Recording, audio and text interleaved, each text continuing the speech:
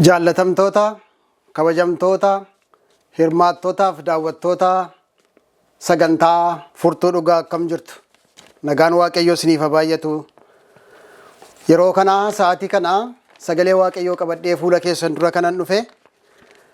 Mata dureen isaa kan inni jedhu fuula duratti deemi kan jedhudha. Seera boqonnaa 14 lakkoofsa 15 irraa isa jiruun isiniif dubbisa akkas jedha. Amma Waaqayyo isiniif hin lolaa isin gabii argadhaa jedhe. Waaqayyo yommus Museedhaan maaliif gara kootti iyyita? Kaanii gara fuula duraatti adeemaniiti Israa'elootatti himi ittiin jedhee jedha. Hin kadhanna. Yaa isa Waaqaaf lafaa burqituu bishaanii fi galaanaa uumtee, yaa isa teessoo ulfina qabeessa irra jiraattu jaarsa barootaa, gocha nuu gootee fi oolmaa keef gaarummaa keef galata qabda. Nummoo galata qabannee fuula kee dura dhufneerraa galanni teessoo kee irratti bara baraan si haa qaqqabu. Abbaa amma yeroo kana fuula kee dura jirraa sagalee kee dhaga'uu barbaanna. Ati sagalee kee nutti dubbadhu, yeroo nuti qabaannu hundumaa irratti ati argami, nu gidduutti argami. Maqaa ilma kee Yesuus Kiristoosiin si kadhanna adaraa. Ameen. Fuula duratti adeemi. Eeyyee Waaqayyoo Museetti dubbate.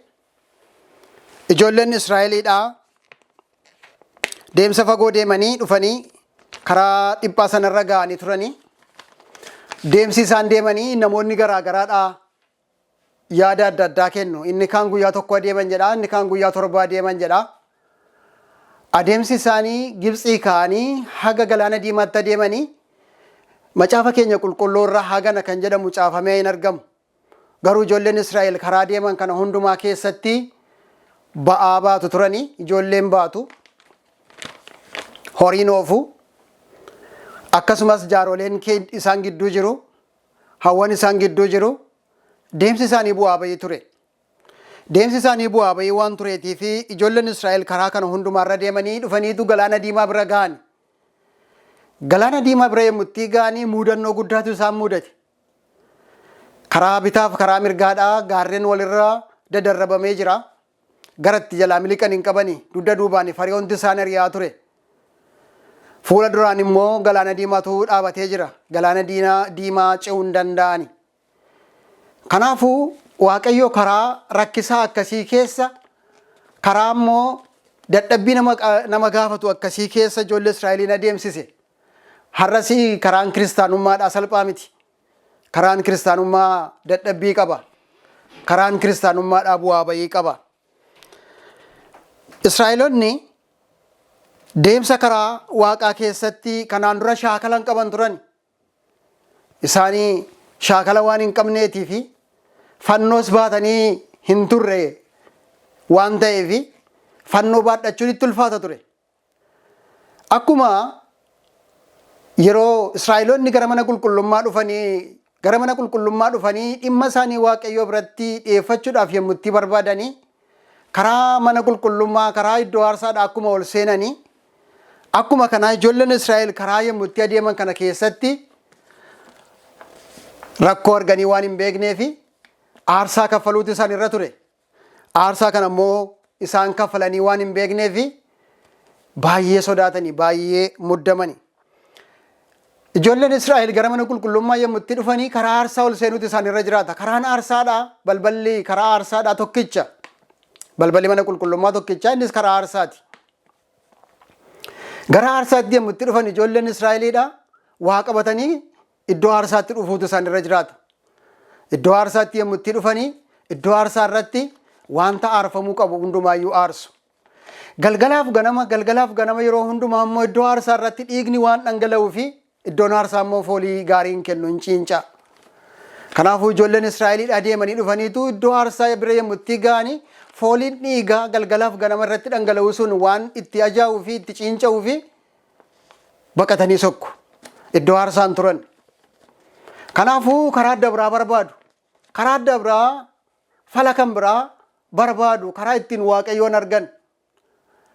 Manni qulqullummaa immoo balbala tokko waan qabuutii fi karaa ittiin Waaqayyoon argan hin qabani. Kanaafuu ijoolleen Israa'elii bara isaanii guutummaa utuu mana qulqullummaatti utuu naanna'anii Waaqayyoon utuu waliin arginiin hafu. Arras deemsi kiristaanummaadhaa aarsaa qaba. Yoo aarsaa karaa aarsaa ta'e malee Kiristoosin arguu hin dandeenyu. Ijoolleen Israa'el illee aarsaa kana waan hin beekneef adeemsi isaanii haaraatti ta'e. Isaan wallaalchise. Garuu ammayyuu ajaji kan isaaniin jedhu maal jedhaa? Fuula duratti adeemi jedha. Waaqayyo Museedhaan rakkinatu sitti dhufaa jiraati boo ittiin hin jenne. Waaqayyo Museedhaan rakkinatu sitti dhufaa jiraati ulee kee ol kaasi jedhe. Sabni kun ammayyuu fuula duratti adeemu jedhe. Akkamittiin fuula duratti adeemu? Fuulli isaanii dura dukkana. Fuulli isaanii dura du'a. Duddi isaanii duubi du'a. Bitaa mirgatti yennaa ba'anii du'a. Eessatti adeemu? Garuu Waaqayyo ajaja baaseera. Ajajni Waaqayyo baase maaliidha? Fuula duratti adeemaa jedhe. Dudda keessan duba deebi'uun isin hin baasu jedhe. Bitaa mirgatti jalaa miliquun isin hin baasu jedhe. Amma galaana kanatti adeemaa jedhe. Fuula duratti akka adeemnuutii fi arrasii anaaf isiniin Waaqayyo nu ajaja. Shufeeriin doonichaa gara fuula duratti akka isaan adeemaniif ajaja baase. Iyyaasuu boqonnaa 5 lakkoofsa 14-15 irraa dubbifachuu dandeessu. Waaqayyo isiniif hin lolaa jedhe. Waaqayyo isiniif hin lolaati isin gara fuula duraatti adeemaa jedhe. Waaqayyo lolaadha. Waaqayyo lolaadha. Baroota kam keessatti iyyuu Waaqayyo lolaadha. Samaa irratti inni lolee mo'ateera. Lafa irratti inni lolee mo'ateera. Waaqayyo har'as lolaadha. Waaqayyo har'as mo'ataadha. Gaaddisa isaa jala yennaa hiriirtan, isaa wajjin yennaa deemtan, ajaja isaa yennaa fudhattaniif yennaa kabajjan, hundumti keenya kana hundumaa yennaa goone, Waaqayyo lolaadha. Waaqayyo baal pheerzemiidha. Waaqayyo baal pheerzemiidha jechuun Waaqayyo caccabsaadha jechuudha. Inni uumama jijjiira. Inni dubbatee jennaan wanti hin taane hin jiru. Inni dubbatee jennaani dubartii waggaa 90tu da'a. Inni dubbatee jennaani dingiliin mucaa godhatti. Kanaatiif Waaqayyo caccabsaadha. Waaqayyo seera uumamaa jijjiira. Inni dubbatee jennaani galaanni galaagara tarsa'ee lafa gogaa ta'a. Kanaatiif Waaqayyo dura kan dhaabatu tokko iyyuu hin jiru. Fuulduratti jedhe kun yeroo hundumaa abboommii Waaqayyooti. Inni jalqaba yommutti uumama uume. Yeroo uumama uume ifni haa ta'u jennaan ifni ta'e. Samaayin akka diriiruutiif ajajee jennaan samaayin diriire. Lafti gogaa fi lafti bishaanii akka garaagara ba'uutiif ajajee jennaan garaagara ba'e. Ajaja isaatiin waan hundumtuu ta'e. Kanaatiif nuti uumama harka isaati. Ajaja Waaqayyoo Waaqa Israa'eliidhaa dhaga'uutu nurra jiraata. Kanaafuu isaadha ajajaan Waaqayyoo. Ajajni Waaqayyoo uumama harka isaa yookaan immoo uumama harka isaa keessa jiraatan uumama har'aas kan inni ajaju akkana jedha. Inni ifni haa ta'u jennaan ifni ta'eera waan ta'eef isinis gara fuula keessan duraatti ka'aatii adeemaa jedha. Ka'aatii gara fuula keessan duraatti adeemaa jedha.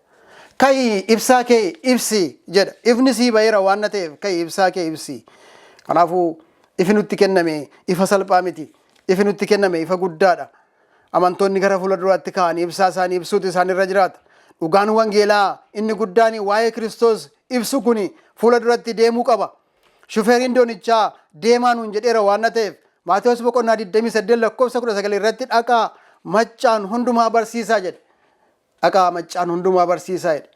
Laga qaxxaamuraati. Utuu sanyiin qoodin, utuu lagaan naman qoodin, utuu qomoon naman qoodin, utuu immoo afaaniin naman qoodin, diimaaf gurraacha utuu hin jedhin bifaan utuu garaagara hin qoodiniin dhaqaatii wangeela lallabaa jedhe. Iyyee dhaqaa maccaan hundumaa barsiisaa.